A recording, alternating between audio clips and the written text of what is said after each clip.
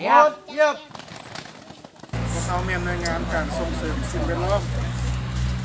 และการเปลี่ยนแปลงดินฟ้าการเมียนในงานหนึ่งของเกียรติขอเรียนเชิญ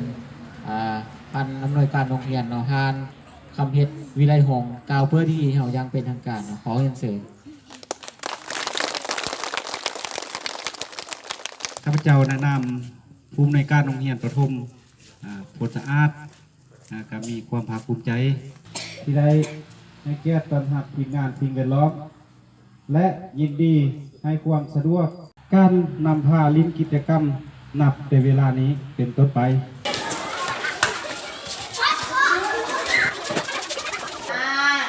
ทำอีกเนาะให้มือสิฝนตกย้อยย้อยฝนตกย้อยย้อยอื่นโตน้อยออกมาห้องเพลงอื่นอื่นเบิ่งมันยางเป็นตาดาหัวมันแกงหัวแง่ลิ้นแหลกแล้วก็สิถามเด้อพร้อมหรือบ่พร้อมดิ้นยังดิ้นเจือนผู้ใดต้องทำดิ้นเจือนหากลำไปเด้อเอาต้นใดของต้นไม้เป็นใครเฮ็ดโต๊ะเอาส่วนใดของต้นไม้มาเฮ็ดโต๊ะไม้ลำ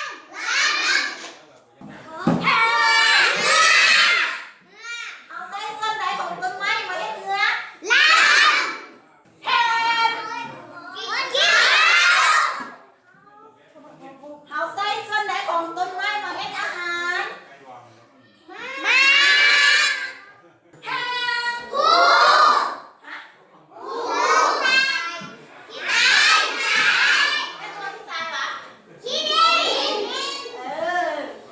สามารถต้นไม้ยังสามารถให้เป็นเครื่องควบคุมของพวกเราใหญ่เอาก่อนเอาสิไปห้องเพลงเนาะเอา2 คนนี้ก่อนแล้วมาเอา2 คนทางนั้นเนาะวันนี้เป็น4 คนได้บ่มาขึ้นมาเลยตัวมือเลยให้พวกนี้เอาขึ้นมาเอาก็เสร็จน้องหน้ากับน้องอันตัวมือเลยมาขันรอบเนาะให้มูเนาะตบมือจังหวะเนาะต่อไปเนาะ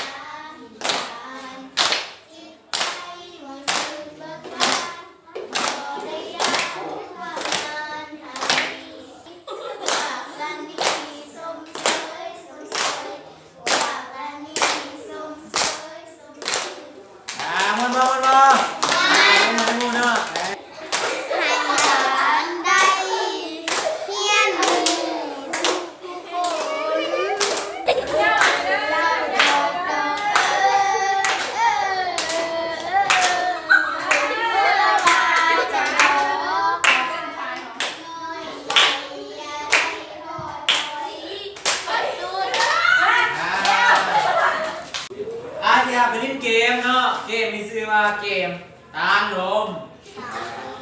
อยากเล่นหรือบ่กันสั้น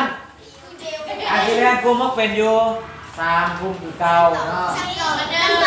เก่าตัวไอ้ตัวมันแต่ก็ได้แต่ห้ามบ่ให้ซ้อนกันและห้ามบ่ให้เอามาวางแบบนี้วางกลาง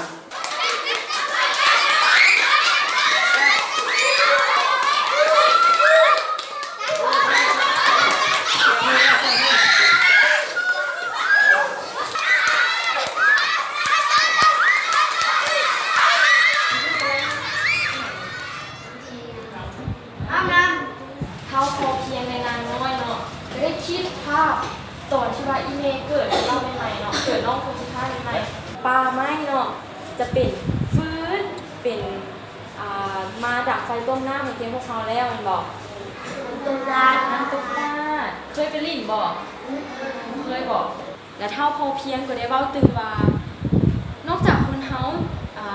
นอกจากคนเฮาจะนำไส้ปลาไม้ในด้านอื่นๆแล้วเนาะคือคันเพชรตัวนี้มันก็เป็นเพชรมาจากไม้ได้หน่อยพอเนาะอ้าวอีพอถามว่าไฟ คนเฮานำไส้ปลาไหม้แต่เศร้าๆมันไม่ได้ถือไปพูด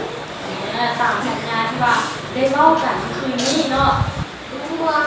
ม่วงมีอีกลำไยขอเสียงตบมือเน่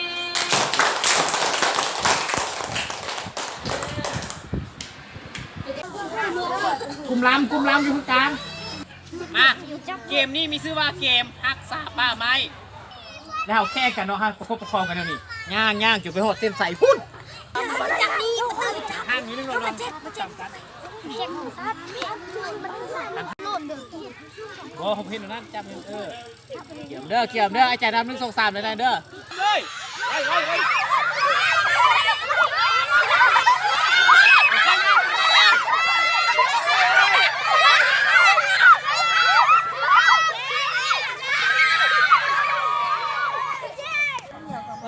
ฮักษาคนเดียวบ่ได้ต้องฮักษาหลายๆคนจริงส่วนในหูจักที่เด็กพวกฮักษาเนาะ